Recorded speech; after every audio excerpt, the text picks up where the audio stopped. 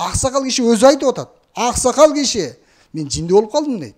Бирок гудок кетти. Bir жолу чалдыңыз, 2 жолу чалдыңыз, 3 жолу чалдыңыз. Эмне кыласыз? Өзүңдүн сүйүктүү балаңдын колуна ууну берип койдуң дейт.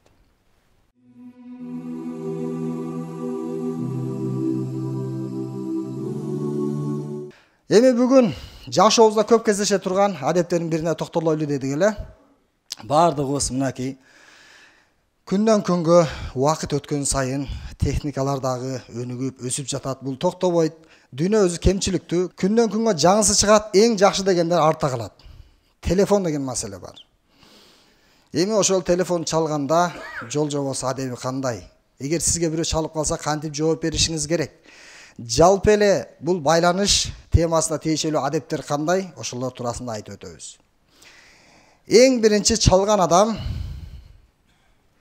сүйлөшүүдөн мурда салам айтыш керек. Салам бул İslam'dın en ıyık amalları. Peygamberimiz sallallahu aleyhi ve sellem assalam qoblal kalam süйлөшүүдөн murda salam aytыңыз деп айткан. Алгаш саламдашыңыз, анан сүйлөшө бериңиз. Демек, саламды алгачкы орунга коелу. Мейли чалабызбы же сообщение жазабызбы? Сиз менен биз саламдан баштасак жакшы болот экен. Экинчи адеби сиз менен биз өзүбүздүн ким экендигибизди тааныштырып коелу. Biz сүйлөшүп кандайсыз, жакшысызбы десек жакшы дейт. Сиз кимсиз десе, эмне тааныбай калдыңызбы деген биздин адатыбыз бар да. Менин номерим сиздин телефонуңузга батпай калдыбы? Же болбосо дагы адамды иренжите турган сөздөрдү айтпастан, балким телефондан өчүп кеткендир. Балким ал сиздин номериңизди өзгөртүп салгандыр. Ошондуктан сиз менен биз бирөөгө байланышканда өзүбүздүн ким экендигибизди айтып туруп, анан байланышалы да. Бул дагы адеп экен. Сообщение болсо анда дагы биринчи атыңызды жазыңыз, башында атыңыз турсун. Сулайман алейхиссалам Аллах Таалага дуа кылды, дүйнө сурады: "Ey Allah'ım, Rabbi habli mulken la yanbaghi li ahadin min ba'di." Sen mага ушундай байлык бер, менден кийин андай эч ким бай болбосун деди. Аллах Тааланын алдында иман кымбат. Иманды сурайсың, кайра сурайсың, анан Аллах берет талабыңа жараша. Бирок дүйнөнүн Алланын алдында кадыры жок. Сулайман алейхиссалам дүйнө дегенде ме деди Аллах Таала. Сенден кийин кыямат кайымга чейин эч бир сендей бай болбойт. Алла субханаху ва таала жердин үстүндөгү астындагы байлыкты, жиндерди, инсандардан болгон аскерлерди, кызматчыларды, жада калса жандуу жаныбарлардын баардыгын Сулайман алейхиссаламга баш ийдирип койду. Ар бир жаныбар менен сүйлөшө турган салахият, жөндөмдүүлүккө ээ болчу да. Элестесеңиз, уюңуз менен сүйлөшүп атасыз, коюңуз менен сүйлөшүп атасыз, ит менен сүйлөшүп атасыз, чымындар менен. Эми караңыз, бул ар бир жаныбардын тилин билүү бул бизге берилген эмес, бирок Сулайман алейхиссаламга берилген. Байлыктагы, падышачылыктагы, пайгамбарлыктагы жана жан жаныбардын тили. Күнүгө Сулайман алейхиссалам чогултат эле, баардык жаныбарлар чогулганда издеп таппайт. Сулайман алейхиссалам худ сасыгүпүп деген чымчыкты билебиз го? Куранда худ деген сүрө бар. Сасыгүпүп. Ал учканда бир аз өзүнүн разгонун жоготуп, кетип баратып өзүн скоросун жоготот да. Аллах Таала аны акырын уча турган куш кылган. Күндөрдүн биринде Сулайман алейхиссалам бүткүл жаныбарлары чогулса худ жок. Кыжалат болду, капа болду. Эмне үчүн айтып кетсе болбойбу? Сулайман алейхиссалам ачууланып жатат. Бир канча убакыттан кийин келди худ, кыжалат, кам кайгы. Эмне болду сага худ? Сен жоксуң десе. Мен кыдырып Саба деген коомдун үстүнөн учуп бара жатсам, я'будуна шамса мин дунилlah. Аллага эмес күнгө сыйынган адамдарды көрдүм. Ачуум келди. Ошолорго айланып пикир кыла берип, эмне үчүн булар күнгө сыйынат, Аллага сыйынбайт? Күн булар үчүн жаралса, булар эмне үчүн макулукка сыйынып кеткен деп айлана берип кечирип калдым дейт. Убактысында келүүдөн кечирип калдым, кечирип коесуз дейт. Жарайт. Эми сөзүңдү тактайлы анда. Кат жазат Сулайман алейхиссалам. Бул кат Сулаймандан. Мээримдүү өтө ырайымдуу чексиз Аллахтын аты менен катымды баштайм деп жазган экен да. Демек, салам бердиңиз. Салам бергенден кийинки адеп, сиз өзүңүздүн ким экендигиңизди тааныштырып коюңуз. Же чалып айтыңыз, сообщение жазсаңыз, биринчи аты жөнүңүздү, дарегиңизди жазып туруп, анан кийинки сөздөрүңүздү жаза бериңиз, наркы адамга кыйынчылык жетпесин. Биринчи адеби салам болду. Экинчиси өзүңүздү тааныштыруу. Ал эми үчүнчүсү болсо зыян бербөө.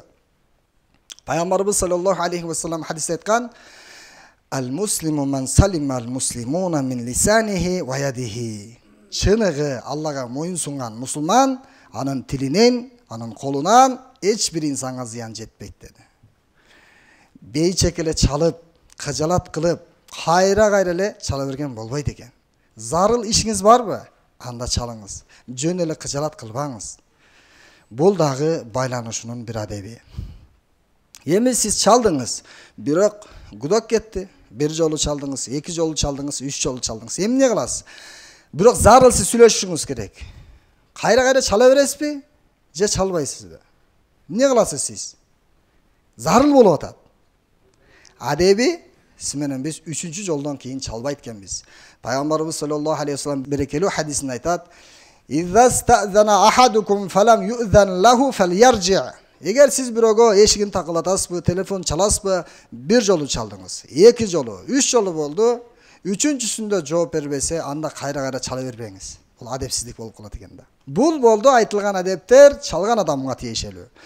Ал эми сиздин телефонуңуз бар, бирөө чалып калды. Сизге кандай адептер керек? Эң биринчи сизге жооп беришиңиз керек. Кээ бирлер бар, телефонду карайт дагы, мен өткөндө чалдым эле, бул албады. Өзүнөн көрсүн. Кама тадину тудану, кандай мамиле кылса ошондой мамиле кылам дейт. Бул болот мындай жооп берсеңиз, бирок бул адепсиздик болуп калат. Ал сизге адепсиздик кылса дагы, бирок сиз ага адепсиздик кылбаңыз. Дин бизге адепти үйрөтөт. Келиңиз, ал албаса сиз алып коюңуз. Эми чалганда сиз менен биз ойлойлу, балким ал бошобой жаткандыр, дааратканададыр, же болбосо кайсыл бир себептер менен сиздин жообуңузга мүмкүнчүлүк болбой калгандыр. Ошон үчүн сиз менен биз бирөөгө чалсак албаса дагы, бирок сизге чалгандан кийин көрүп турсаңыз, бош болсоңуз, анда сөзсүз түрдө жообун кайтарыңыз. Эми аял киши болсоңуз, сизге чалып калды, ошол чалууларга жооп бербейсиз. Аллах Таала ыйык Куранда уммахатул муъминин, момундардын энеси пайгамбар алейхиссаламдын жубайлары туурасында айтат: "Фала тахдана лаху бил каул". Силер баш ийбегиле. Өзүңөрдүн сөзүңөр менен силер адамдарга баш ийбегиле дейт. Баш ийбегиле дегени жол ачып бербегиле. Телефон сүйлөштү, же эшик такылдады. Сиз менен биз ким бул? О, дебестен, сиз менен биз эркек киши чалып атабы? Билдиңиз, эркек киши чалып атат. Анда жооп бербесин дейт. Эгер кандайдыр бир жашооңузда зарыл, көйгөйлүү маселелүү болсо, аргасыздан болсоңуз, мейли ага жооп бериңиз телефон менен. А бирок бейчеки эркектердин чалган чалууларына жооп берүү бул адепсиздик болуп калат экен.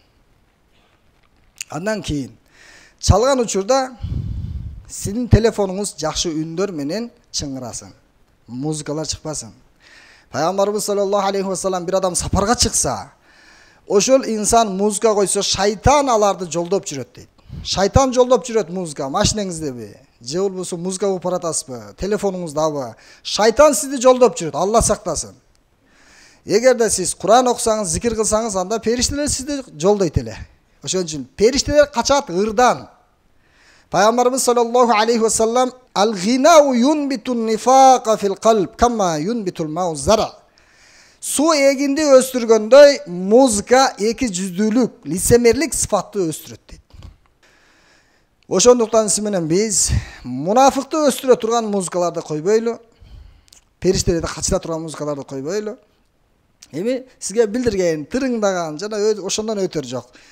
Жана Nokia деп чыгат го, ошондон эле өтөр жок. Же ошогон бир үндөр сизге бирөө чалып аткандыгы билинсе болду.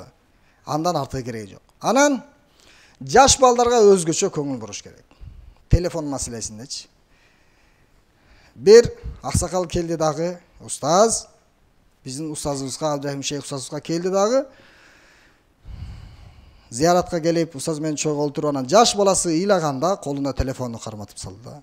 Анан эмнеге телефонду бердиңиз десе, башымды оорутпаш үчүн, кичине бир нерсе аласып турсун дегенде, устаз, сен өзүңдүн сүйүктүү балаңдын колуна ууну берип койдуң дейт. Эгер аны ала турган болсоң, ал бакырат, ал ыйлайт, ал ошого адаттанып калат, ал ансыз жашай албай калат. Канча жаш балдарды көрүп атабыз, телефон көрө берип, мультфильм көрө берип, жинди болуп калган да.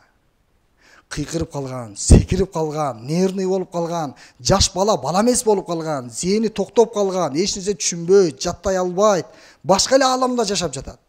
Ошон үчүн чалдарды, кемпирлерди жинди кылган телефон сиздин балаңызды жинди кылбайбы?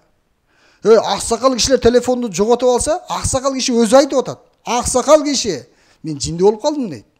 Биз муну аксакалдарды шылынап айткан жерибиз жок. Бирок мен да бир күн аксакал болом. Ушул бизди азгырып аткан телефон жаш баланы азгыра албайбы? Албетте сөзсүз азгыра алат. Эгер эртең сизди сөксө, сизди урса, карлардын үйүнө таштаса, карыялардын, анда сиз капа болбоңуз. Сиз башында анын талим тарбиясына көңүл бурбадыңыз. Ошондуктан жаш балдардын талим тарбиясына көңүл бурайлы, телефондаларга каратпай, балким жакшы нерселерди Кур'ан үйрөтөлү, бир нерсе менен жакшы нерсе менен алек кылбасаңыз, ал сөзсүз жаман нерсе менен алек болот. Колуна Кур'анды бериңиз. Анын үчүн өзүңүз ташташыңыз керек болот телефонду чогултуруп, Кур'ан окусаңыз, Алла Кур'ан окуйт. Акырындык менен ага сиңип кеткен жаман вирустарды чыгарышыбыз ата эненин мойнундагы милдет. Телефон чалганда кээ бирөөлөр катуу, ким бул деп орой жооп берет. Жок, оройлук кылбаңыз. Тозоктун сыфаты оройлукчу. Кекетүү, мокотуу бул тозоктун сыфаты. Бейиш менен тозок талашып кетти да. Бейиш айтты: "Фиял дуафа ва фиял масакин." Мага кире тургандар алсыздар, жөнөкөйлөр дегенде, тозок болсо мага текебелер кирет, ташборлор кирет деди. Фиял жаббарун вал мутакаббирун. Менсингендердин баары мага кирет деди. Менсинбейли. Алдыңыз, алейкум салам. Бул ким бул? Жакшы сөздөрдү айтыңыз. Жумшак сүйлөңүз. Бирөөнүн көңүлүн оорутпайлы. Жана кээ бирөөлөр чалып алып бирөөнү кыжырат кыла берет. Пайгамбар алейхисалам: "Ла яхиллу ли муслимин айюриан мусlimан." Бир да мусулманга, башка мусулманды коркутканга, кыжырат кылганга акысы жок. Шариятта эч кандай жол жок дейт. Мусулманды кыжырат кылбашыбыз керек экен. Балким көңүлүн көтөрөйлү. Кээ бирөө адашып туруп чалып алат. Сиз биринчи такташыңыз керек, ким бул деп. Бирок ал сиз айтканча эле сүйлөп атат, адашып чалып алган да. Ана кечиресиз, сиз башка бирөөгө түшүп калдыңыз деп жакшы жооп берип коюңуз. Не деп атасың өзү? Сен кимсиң өзү деп, адашып калдыңыз деп койсоңуз жакшы жооп болот. Мешке кирдиңиз, ыйыкчелерге Алланын үйүнө өчүрүп коюңуз, адеп болсун, безуу кылып коюңуз жок дегенде. Телефон иштетүүнүн максаты болсун Аллахка моюн сунуу. Аллахка моюн сунуу ниетинде сиз телефон колдонуңуз. Ошондо сиздин телефонуңуз жакшы жака иштейт. Ал жерден жаман маалыматтарды көрбөйсүз, жакшы маалыматтарды көрөсүз. Ошентип дүйнөңүз, акыретиңиз эки жашоодо жакшылыктарды көрөсүз.